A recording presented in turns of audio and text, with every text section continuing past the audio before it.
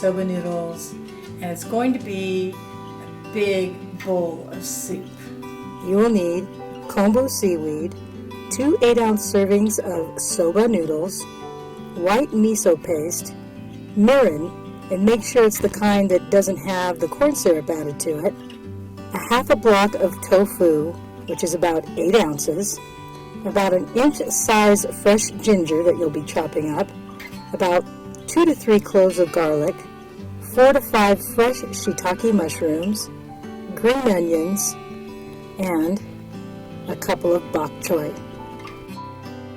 I provided a link in the description bar as to where you can get kombu if you don't have a market that sells it nearby.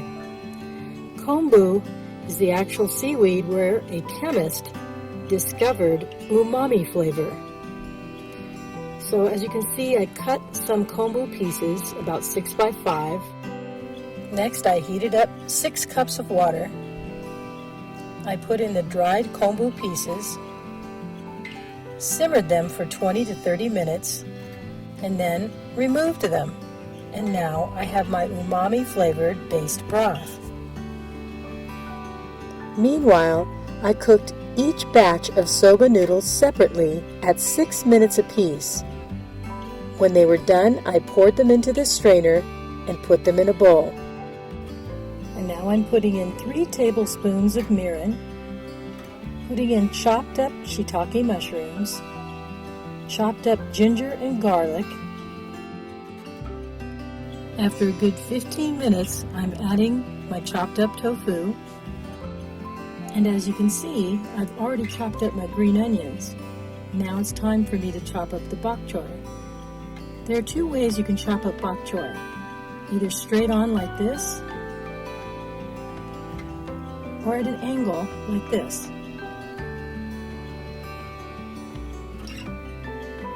See the long diagonal cuttings? Either way is okay. I just like to cut them at an angle.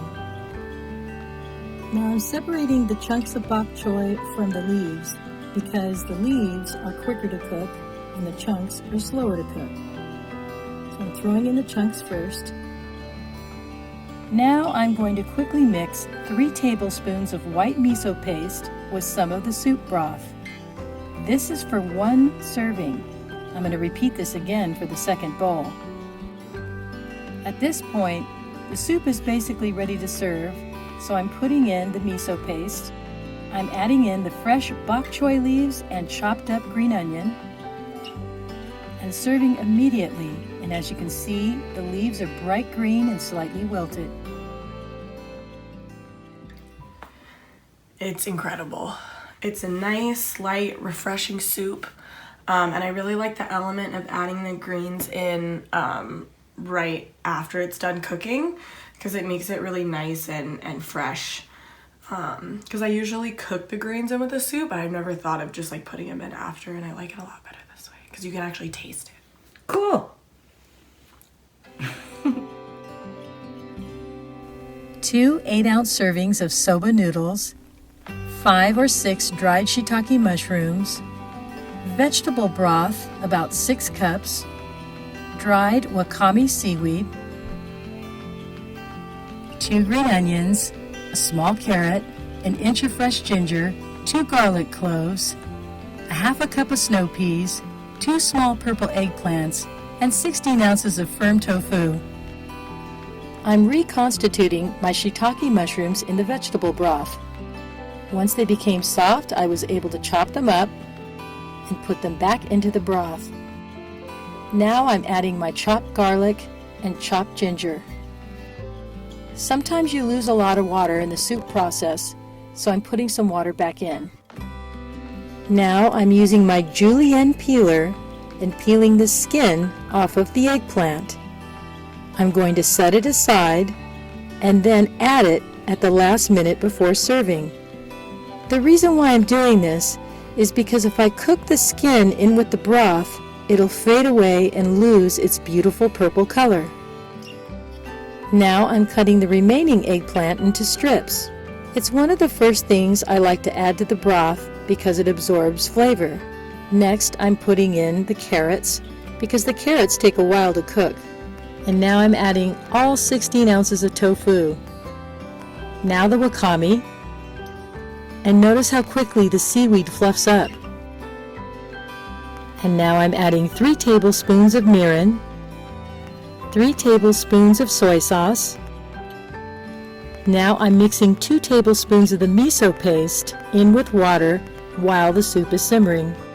As you can see, I've added the snow peas, and in goes the skin from the eggplant, as well as green onions. Now I'm turning off the heat, pouring in the miso paste, and serving the soup. The condiments I'm using are Chinese garlic chili sauce and Japanese nori sesame seed sprinklings. It's day 5! Fact of the week about buckwheat. Today, most buckwheat soba noodles are a mixture of 20 to 40% wheat flour because the gluten in wheat allows an easier and faster noodle making process. In contrast, 100% buckwheat noodles are an ancient practice made by hand in Japan called Juan soba. It's a meditative practice that's considered an art form. This knife cost between $1,000 to $8,000. This is from Mr. Sakai. He's an expert of the Japanese samurai sword. That's why so very expensive. If you want to be entranced like I was watching this man make soba noodles, I've provided a link in the description bar. All right! So, share your experience with buckwheat with me in the comments below. Don't forget to like and subscribe, and thanks for watching me on this 5-day challenge. Take care. See you next week.